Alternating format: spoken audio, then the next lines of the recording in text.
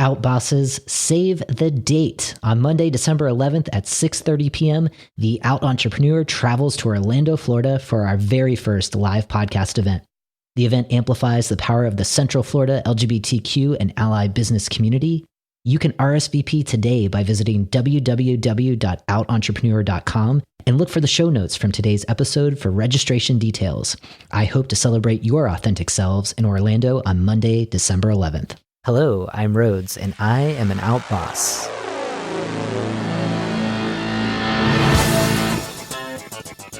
Hello, out bosses.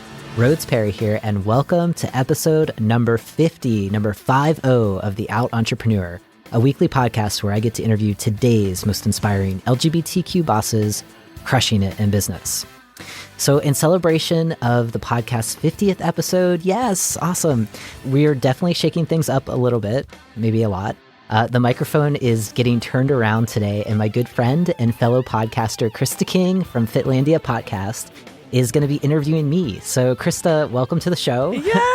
Congratulations, Rhodes. I feel very vulnerable handing the microphone over because I'm much more comfortable being in the spot of asking the questions rather than answering them. Right. But I feel like it's not really authentic, in the spirit of this podcast, if I don't actually answer the question. So let's try this, right? I love it. Well, I'm so humbled and honored to be here with you today and that you chose me to interview you. And I know it's going to be a great show. Yes. Awesome. All right. So are you ready to inspire fellow out bosses? I am so ready. I've always wanted to answer that question. And I feel like I should be more enthusiastic about it, but I'm thrilled. Let's do it. Awesome. Well, Rhodes is an award-winning social entrepreneur and a nationally recognized diversity, equity, and inclusion thought leader. Rhodes is the founder of a national strategic management firm helping leaders build workplace cultures of belonging. Media outlets including the Wall Street Journal, the Associated Press, and the Huffington Post have featured his accomplishments. He is also the founder and creator of this awesome podcast, The Out Entrepreneur, which empowers thousands of LGBTQ people to build the businesses and lives of their dreams. So, to kick off the interview, Rhodes, tell us more about your business and what makes it unique. Yeah, well, thank you so much again, Christa. So my business is just self-branded Rhodes Perry Consulting, and I've been doing that for about 2 years. And it's interesting because most people who tune into this show know a lot about the podcast, obviously, and maybe a little bit about what I do in the diversity, equity, and inclusion field, because I often ask my guests, how are you creating workplaces of inclusion? What are you doing to really allow people who may feel excluded in dominant workplace cultures to fit in? And that's really what I get to do and to feed myself and my cats and my partner is to go out into the world and really help larger government agencies and corporations think about the workplace of the future and really welcoming diverse talent and how to do that and taking a lot of the fear out of just basic changes that need to happen and getting people past that fear to realize wow, this is really good for business, but beyond that, it's actually great for team building, innovation, and connecting with colleagues. So I feel like a cheerleader of how to be nice and breaking it down in lots of ways. But yeah, that's a little bit about what I do. And the intro, you did a great job with the intro. So thanks you made that part easy to describe what I do. Oh, yay. Well, it's such important work that you're doing, and you're just such a gift. And I love that you're bringing it to the government and corporations and really getting into those big boxes that can really embrace that change. Yes. So what is the one thing that has you most inspired about your business today? Yeah, I'm about to go into hibernation and write a book. So it's very exciting and a little scary. And it's taking a lot of what I've learned over almost the past 20 years around building more inclusive workplaces and helping leaders be more inclusive in their leadership style. And so that book is hopefully going to be out in June of next year, 2018. Oh my goodness. I guess it depends when people are listening to this. If it's after June of 2018, hopefully it's out. That's my manifestation. But that's something that I'm super, super interested and excited about. And the other thing is this podcast as well. It's kind of turned into its own business. So I'm doing a little more coaching with folks who are just starting on their entrepreneurial paths and helping a lot with mindset, kind of shifting from being, working for someone else, working on someone else's dreams and really transitioning into, okay, you get to work on your own dreams now. And what do you need to do to take that idea and plan around it and execute on it? And there's a lot of stuff about not just business, but our own stuff that can kind of get in the way of that. And so I'm hoping to help. I'm hoping to help. So yeah, those are some of the things I'm excited about. Well, that's really exciting. And I'm going to send you good vibes that your manifestation comes true. Yes, thank you. And certainly, I'll be there to support you every step of the way. Thank you. So take us back a little bit. What was the motivation for starting your business? Did you do it from a place of purpose? Or were you just tired of trying to fit into a workplace culture that didn't value your whole self? Yeah, I think it's like a lot of the guests who've been on the show, it's been a combination of both. I actually started the business working for the city of New York. So I was in a very huge government organization that wanted to introduce some change and have some transformational leadership. And they got a lot of that from me. And the cool thing is, as I was doing that work, I was getting a lot of calls from other government jurisdictions around the country saying, hey, we're noticing this work that you're doing. Can you help us? We're seeing that you're moving the needle. And I was like, of course, I'll help you. And at that time, I did not have a good sense of business. So I was doing a lot of this pro bono, right? And then, probably 3 years into it, I was like, wait a second, there may be a business opportunity here where I could help more people. Not necessarily from the position that I'm in, but as a small business owner. And that was the motivation of just kind of taking an idea and delivering, I guess, my superpowers to more people and helping them out. And then at the same time, it allowed me to think. I've always felt like a kind of triangle shaped piece fitting into like the square pegs boxes. I don't know. I don't even know what that analogy is. But just kind of like always being a little bit different. My listeners know I'm trans. I'm also bisexual. So, and I'm open about that and I'll talk to people about my history, but I don't think looking at the past at places where I've worked, that I think I was like a little bit ahead of where those organizations were at. And I certainly helped them evolve. And so there was something attractive to not only can I do what I'm good at and help people who need it, but I could also be myself, and I can also think about, okay, all of the things that I'm teaching all of these different organizations on how to do, I get to model it in my own business. And I was like, this is so cool. Why not?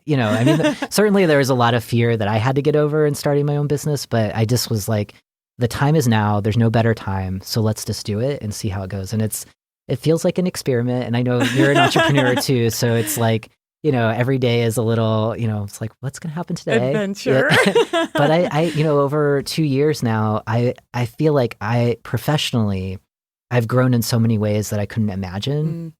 And I think also if I knew what I know now when I got started, I might have been really scared to get started.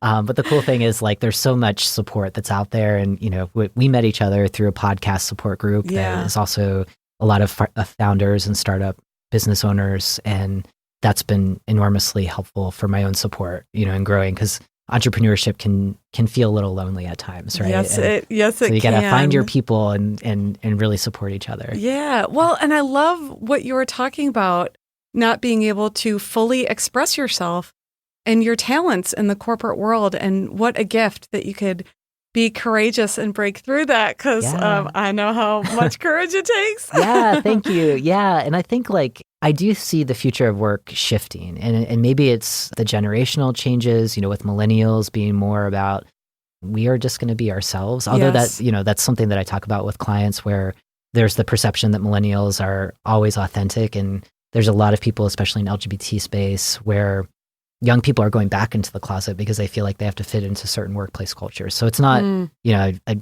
don't want to speak in generalizations, but I do think generally, as a generalization, walking contradiction here. But, I think that the future of work will change, and recognizing that our strengths are in our diverse perspectives and our different working styles and the lived experiences. And that's what makes businesses, the ones that can leverage that, really stand out, right? Yeah. And I think as a small business owner, I'm all about that. And I want to model that in every way that I can. Well, on that topic of workplace culture, what's the one thing that you do in your business to create a more inclusive environment for those that you work with? I think for me, it is I'm still a solopreneur, and I do contract out a number of different small projects. And so for me, it's prioritizing the people and really making sure that I'm giving opportunities to queer people of color, to trans and non-binary people, to folks that are still struggling with a lot of institutional discrimination in the workplace, and just trying to role model as much as possible, trying to develop younger leaders and talent, and really giving younger talent stretch opportunities when I can, and so that's like, it gives me the desire to go out there and get more contract work so that I can farm that out to more people who can really benefit from it and really leverage their superpowers in ways that I couldn't do. I love that. And I think, especially for your show being about entrepreneurs, like, we are on our own and might not have employees for quite some time. Yeah. But we still have a team. Yes. And I love that you're working with the contractors to create that diversity and give them those opportunities. Yeah. Thank you. Thank you. Fantastic. Yeah. Thank you. So take us back to a specific time that you consider your worst outboss moment. Maybe where you were challenged by bringing your whole self to work because you were afraid of losing revenue or compromising a business relationship, whatever that may be. Yeah.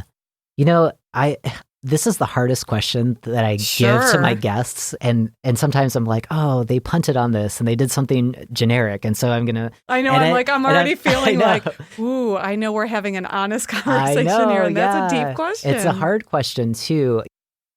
I'll say this is a trend. So, and I always want guests to be super specific. And so I'm thinking about, I think doing workshops in general where I'm talking about equity and inclusion, and I'm helping leaders, like senior leaders, really think about how to manage this work. And something that I struggle with is how much to balance, just sharing those strategies of like, here's how you do like the leadership things that's going to get you to the desired outcome that you want, and then managing it with real authentic stories. And so I'll share stories of people that I worked with, but it's balancing how much of myself do I give in that.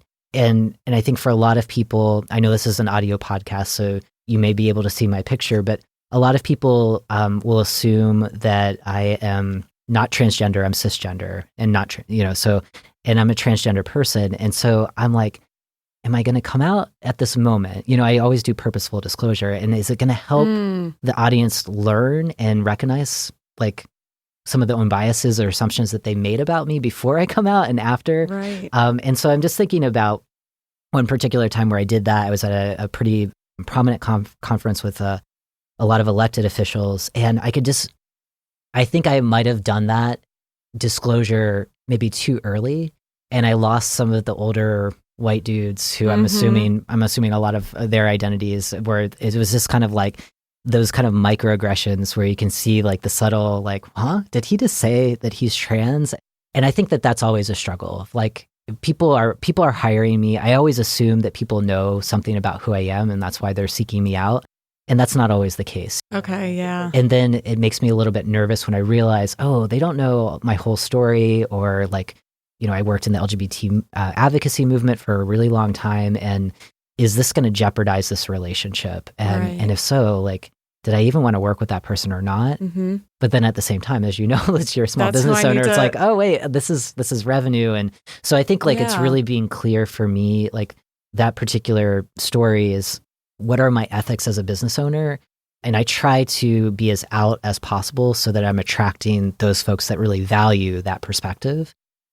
And it's tricky, especially now in this moment in time where there's a lot of transphobia that's out there, and there's a lot of misinformation. And part of my job is to help dispel all those myths and take care of myself at the same time. And build a thriving business. So I don't have a silver bullet, which is one of the reasons why I started the podcast, was to really listen to other people and how they've navigated around these challenges, because it's hard. It is hard. Right? You're constantly reading the audience, and well, just like you said, I think you said it, you called it purposeful disclosure. Yeah. Did I get that right? Yeah. I love that, because it's, how do you keep them engaged long enough so that you can start to break some of those walls down? And we are in these times of transitions where it's like, hopefully more people are, becoming more aware and open. And and it's there for sure. And I I think, I listen to a lot of other general entrepreneur podcasts, and it's like, it's really being confident in finding your no, where it's like someone wants to work with you, right? Like you're like working on fitness and you're like, you are not coachable, right? Like in the work that you do. And it's kind of like being okay with like, you know what, this is you're not ready. You're not ready for this. And when you're ready for this awesomeness, I'm there. Yeah, exactly. That's a hard, I know, but it like takes a general, lot, right? Yeah. But it takes a lot of energy to accept that not everyone is ready for that change. Yeah. Because it's heartbreaking. Hard. I know. Because you know the beauty on the other side. I know. And so I think we'll get there, but we will get there. And this is part of, like, your podcast is part of this work, is helping people get there. So since this show is all about empowerment and specifically amplifying the benefits of being an out boss, I'd like for you to reflect on why being an out boss is an asset to the work that you do. Yeah. I had a guest on the show, episode 13, Jonathan Lovitz, who I love.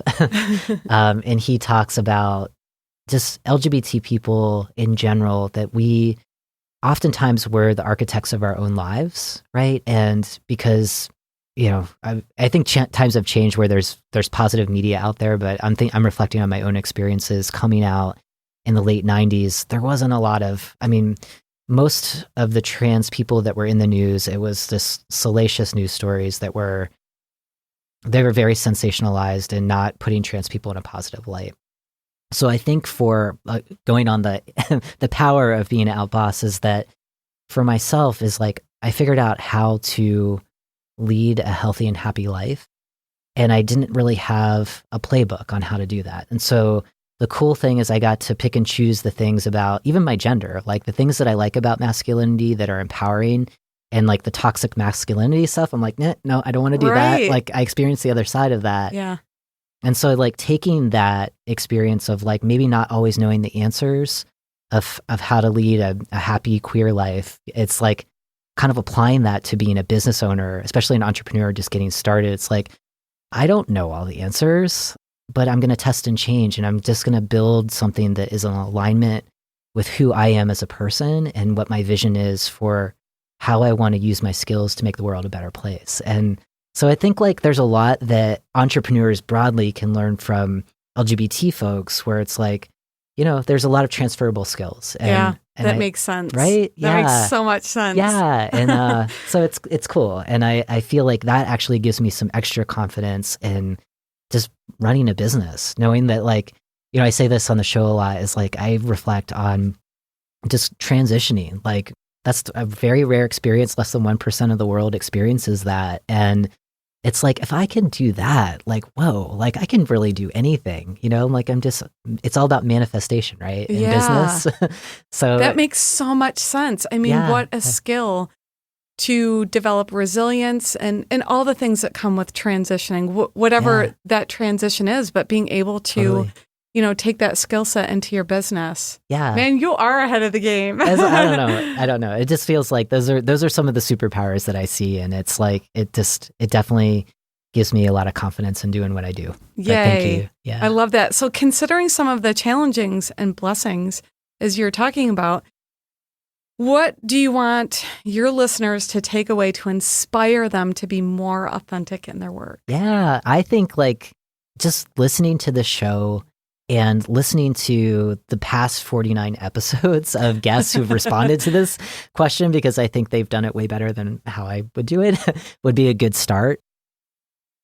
Just trusting your heart and just being yourself, because I think that when you're authentic, whether you're still an employee or if you're an entrepreneur, people will trust you more. And like in business, like when you like, know, and trust someone, you always want to engage with them. You want to do more business with them. And so just don't hide your light, I mean, that's right. Like, isn't that our greatest fear, is like, it's not about failing. It's about like showing who you truly are and letting your light shine bright. So just unleash it if you feel safe enough. And if you're, right. That's like, really beautiful. Oh, thank you. Thanks. Yeah. So I think like just honing in on that, being yourself and finding support, getting the mentorship that you need. And, if we were just talking before the show of like having, a budget for coaching, like that's awesome. But if you don't, it's like I mean, this kind of show, there's lots of other podcasts and books where you've got mentorship ready on demand, and so it's there. And so just seek it out because that's going to help you. Oh, awesome. Yeah, thanks. We're going to just kind of pause right now. I'm loving the conversation with Christa.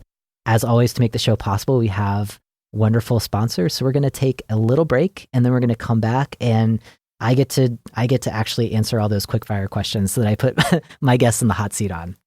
So we'll be back in just a bit. Aspiring out bosses, are you struggling with taking that first entrepreneurial leap?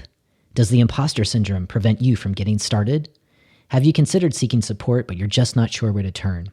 Look no further. The Out Entrepreneur now offers a coaching and mentorship program where you can access support and strategies to shift your mindset from employee to entrepreneur. If you're looking for accountability and a mentor who successfully busted out of the 9-to-5 lifestyle, let's schedule a time to talk today. Visit www.outentrepreneur.com and look for show notes from today's episode to schedule a call. Again, the URL is www.outentrepreneur.com. Together, let's welcome you to the wonderful world of being an out boss. Welcome back, Out Bosses. We are now going into our bonus round Woohoo! where we'll have the chance to get to know Rhodes even better, gain some insights on how we can bring our whole selves to work, and learn one way to stay in touch with Rhodes after the interview. So, Rhodes, are you ready for some quick fire questions? Totally. Let's do it.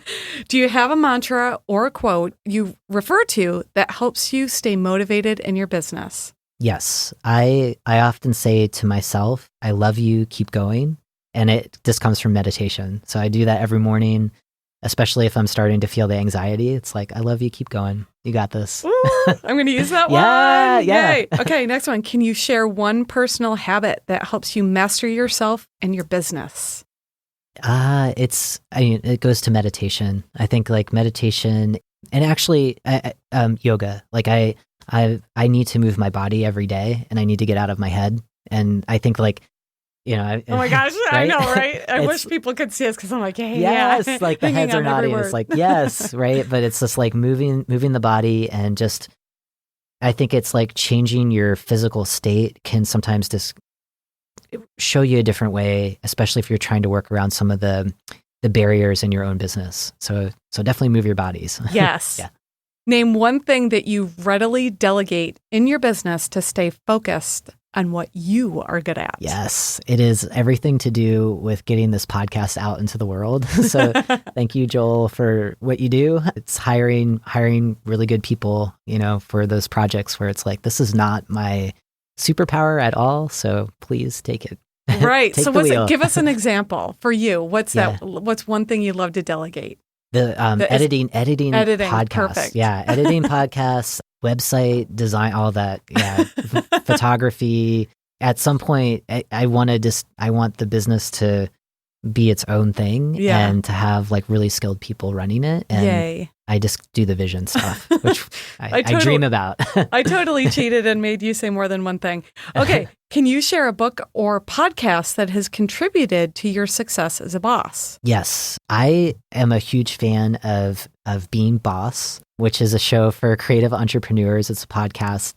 I think that they've been around for about 3 years, and it's really incredible. If you're a creative entrepreneur, definitely tune into that show. But for entrepreneurs in general, it's really fascinating to see how an idea, just two friends who want to talk business turned a passion project, which is what they talk about, into like this incredible business. It's awesome. I mean, really, it inspired me to give this podcast thing a try. And here I am. I'm like, whoa, there's actually a roadmap, for something. And they're a really good example of that. Oh, cool. Yeah.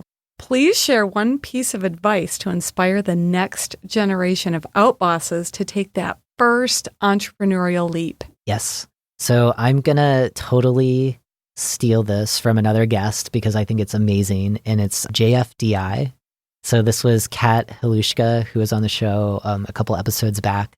And it basically means just effing do it. Uh-huh. So it's just like, I think like, if your heart, mind, I'm pointing to your heart, mind, or action oriented. I'm just kind of like that action oriented person. Mm-hmm. I think when I'm doing something that just is like, oh, I guess it wasn't that bad. So just do it. If you have the idea, I mean, even if you're still working, just start a side hustle and see if you like it. And if you do, keep going.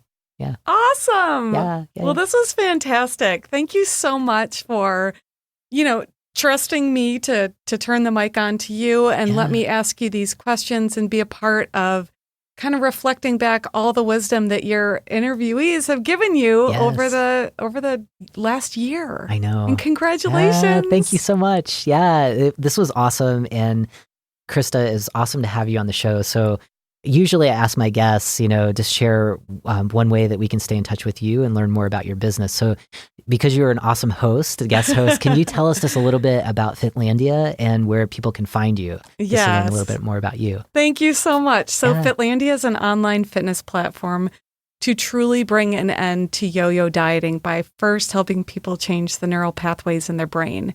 And I do that through mind zoning audio recordings, which are just like guided meditations. That's why we're like, you got to move every day. And so really the philosophies of Fitlandia are the 4 cornerstones of fitness. If you're going to make a permanent lifestyle change, you need good nutrition, daily movement, positive thinking, and community connection, which is a great segue. If people want to hang out with me, I have a closed Facebook group.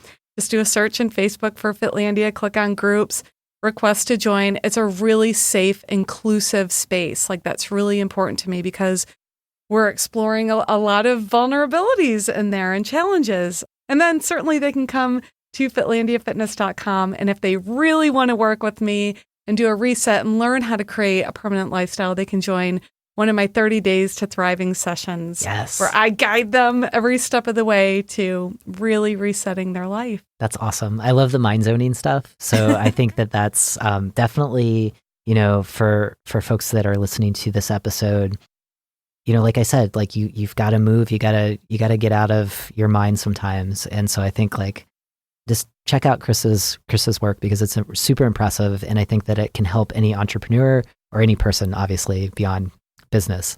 Oh, thank you. Yeah. So for folks who want to learn more about the show, definitely check out outentrepreneur.com. There is also a Facebook community online. It's open. So if you're looking for the kind of weekly doses of inspiration, you can listen to all the other amazing guests that have been on the show in the past. And we've got a really great lineup for the future. So I'm excited about that. And if you want to learn more about the business of what I do through Rhodes Perry Consulting, just go to rhodesperry.com and you can find out lots of interesting ways to make your workplace more inclusive, to create cultures of belonging, which I love. And if you need some guidance around how to do that, definitely reach me at rhodesperry.com. I think that's it. I think we've kind of gone through, the mic has been turned around. I've got to say, I give my guests so much respect because these questions are hard.